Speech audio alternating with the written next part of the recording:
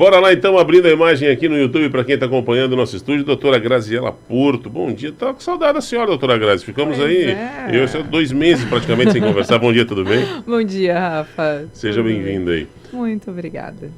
Assunto interessante, gostei da pauta que a senhora mandou aí sobre essa coisa de desejos sexuais das puérperas, é isso? Primeiro deixa eu te atravessar. Atravesse. O que são as puérperas? Tem gente que eu não sei explicar o que é puérpera. Então, puérpera é fantasia de carnaval, pra mim era isso.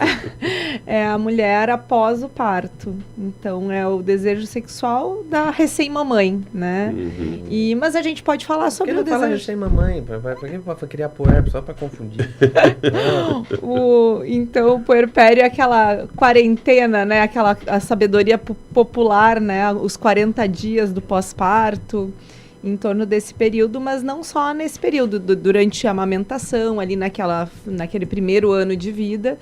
Então, como eu acho, né? Eu tenho a impressão que os nossos ouvintes aqui são a maioria homens, né? Pelos comentários que a gente ouve aí, e né? que eles nos perguntam, né? Quando falam muitos amigos falam, tava indo pro trabalho e te ouvi, Grazi. Então, eu tenho feedback muito mais dos homens do que das mulheres. Então, é importante a gente colocar isso, então, para os maridos. E para os que já são vovôs aí, falar para os filhos, né, para os genros também darem uma esperada nesse momento. Porque a vida da mulher, logo que nasce o bebê, ela tem que reformular tudo, né? Ela vai...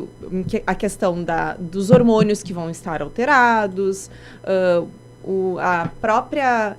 lubrificação da mulher, a excitação, então um desconforto no pós-parto, tanto pós-parto normal quanto cesárea, até o corpo voltar ao normal tem um período, e a mudança de vida, né? Nenê dormindo, chorando à noite, fralda, mamar. Acontece também, doutora Grazi, o inverso, né? Eu ao menos acompanhei alguns amigos, essa coisa de conversas, de que os homens é que não conseguiam ter desejo, assim, nem durante a gravidez, parece que medo de machucar, e nem pós-parto, assim, dão uma atenção para a filha, e eu conversando com alguns amigos, cara, a esposa tá com fogo, tá querendo, e eu não, porque me parece que vai machucar, uma coisa meio assim, acontece o inverso às vezes. A questão da sexualidade, a nossa cabecinha é um quebra-cabeças aí, né, então tem muitas coisas.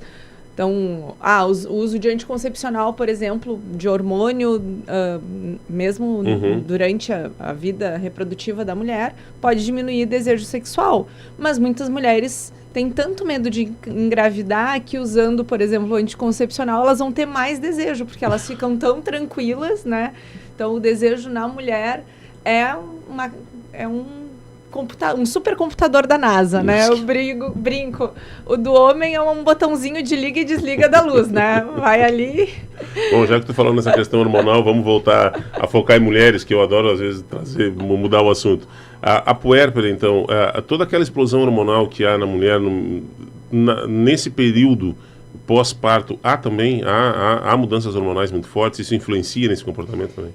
Influencia tanto no desejo, e ela tem que cuidar daquele filhotinho, né? Eu brinco, a gatinha, a cadelinha, não entra no cio com o filhotinho amamentando ali, né? Então, é a mesma coisa da mulher, a questão do desejo sexual, né? Com exceções, é claro, mas ela tá muito focada no binômio ali, mãe e bebê, né? Então, ela tá focada naquele filho, nas necessidades do bebê, e a parte da sexualidade realmente fica para segundo, terceiro, quinto plano, né? Então, é importante a gente conversar sobre isso, tirar as dúvidas do casal, procurar o seu ginecologista, tirar todas essas dúvidas, mas também conversar o casal, né? Nas expectativas dos dois. Então, a questão da sexualidade. Quanto é certo de ter relação sexual, por exemplo? Não existe certo. Existe a compatibilidade. Então, um homem que quer ter relação sexual uma vez por semana e uma mulher que quer ter 3 vezes ao dia, Não tem compatibilidade. Um homem quer ter uma vez por mês, a mulher quer ter uma vez por mês, tá com compatibilidade. Então, não tem disfunção sexual aí nesse momento. Né? Então, a gente sempre tem que ver isso e o casal, conversar bastante. Mas já que tu tocou nessa questão de prazo, vamos falar do prazo. Meios, né? Te acalma, né, homem? Mas para a mulher, talvez tu tenha falado e talvez eu tenha ficado desatento. Prazo pós-parto, então, nos dois... Começar a ter relação sexual. Então, seria após ali os 40 dias. Tanto parto normal quanto cesárea. Né? O lance é despenar o sabiá. Aguardar um tempo. Porque o útero vai estar voltando ao normal. Tem os lóquios, que é o sangramento aquele no pós-parto, onde descolou a placenta, fica sangrando. E é normal esse sangramento até 60 dias. Claro que ele volta. Então, os lóquios fisiológicos, né, que é esse sangramento no pós-parto, que não é uma menstruação, né, é um sangramento de onde a placenta se descolou. E o útero vai estar voltando ao normal. Então, até essas alterações da gestação retornarem vai ser em torno de 60 dias aí. É um período interessante de se resguardar, então. Os 40 primeiros dias ali a gente orienta. Já peguei Niltinho para puxar aí a tua quinta série, como a gente brinca, né? Tem o furo da goiaba, vai tentando.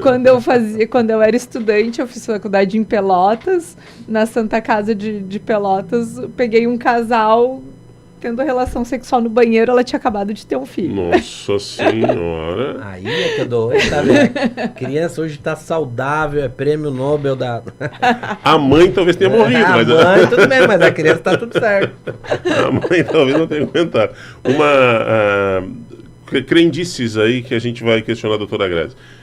A avó de um amigo meu enlouquecia. Mentira. Não, verdade, eu era mais novo, ele é um casal mais velho do que eu, e aquilo gravou muito, assim, que... Tu acha que a turma cai nessa avó do amigo? O cara, quando não é casado e ouve conversa de casais, assim, fica tudo, né, mais oriçado. E eu me lembro dela bater que com menos de 90 dias, alguma coisa, não podia ter, por conta que ficava fácil engravidar, que a mulher engravida muito fácil nesse período, e ela brigava com eles para dormir em quarto separado, inclusive, uma coisa meio maluca.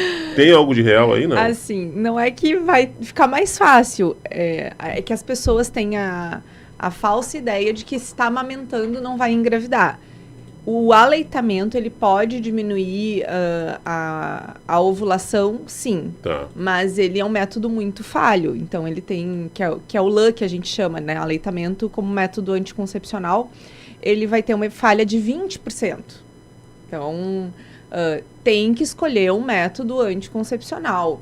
Eu tenho, recentemente, assim, aqui no último ano, eu tive 2 pacientes que tiveram 1 ano e 3 meses e a outra 1 ano e mês entre os 2 filhos. Já nasceram, mas as 2 bem preocupadas em relação a isso. Uma eu até coloquei o Implanon, por exemplo, na cesárea dela. O que é isso? É aquele do implante, aquele do braço que a gente já conversou, que é um método mais seguro que tem, que é até mais seguro que a laqueadura. Então, ela muito preocupada em relação a isso, porque os bebês ficaram com 1 ano e 3 meses de diferença, né? Quase gêmeos, né? Legal. 2 com fralda em casa, mas assim, então tem que escolher um método anticoncepcional, é importante, um método seguro. O DIU, a gente pode... O Implanon não influencia na amamentação? Não, porque ele é só progestágeno, então... ele é só o etonogestrel, não tem problema nenhum na gestação. Né? O nome já disse. Então, faz cada pergunta besta. Desculpa, tá? Perdão, desculpa, é que ele faz cada pergunta besta. O que acontece? Quando está amamentando, a gente não pode usar o estrogênio. Então, não é qualquer anticoncepcional que a gente pode usar. Então, aqueles mais comuns que a maioria das mulheres usam, não podem. Daí, a gente pode usar os que são à base de desogestrel e de drosperinona, que é via oral, os DIUs ou o Implanon. São métodos que a gente pode usar durante a amamentação. Tá aí. Alex Sensei mandou alguma coisa, mas mandou por áudio. Eu não consigo ouvir agora, Alex. Depois do intervalo, se for para a doutora Grazi, vai ficar para depois. Agora eu não consigo aqui. Também o Patrick, mandando um abraço, parabenizando pela pauta e falando das curiosidades sobre a gestação. Interessante. Bom, tu comentou sobre os efeitos psicológicos, que às vezes a pessoa se sente mais segura, enfim, né? Eu tenho um casal de amigos, Valdir, os filhos deles agora estão com 22 e 21 anos já. Da vida essa mentirada. Não, o Valdir tá morando em Garopaba agora, dá pra contar tranquilo que ele ouve e a gente deu muita risada sobre isso. Eles tinham dificuldade e fizeram um tratamento para engravidar. E a primeira gravidez vieram trigêmeos.